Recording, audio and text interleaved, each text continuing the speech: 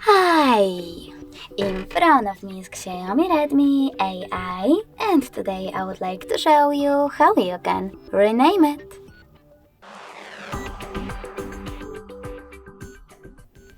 You need to begin by opening Devices Settings.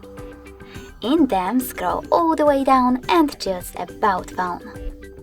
Now you need to choose Device Name section and type in wherever you wish to.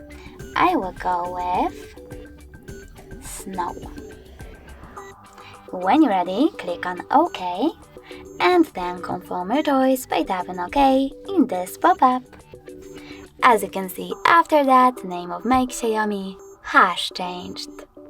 Thanks so much for watching. If you enjoyed this video, smash that like button, comment and subscribe. Bye!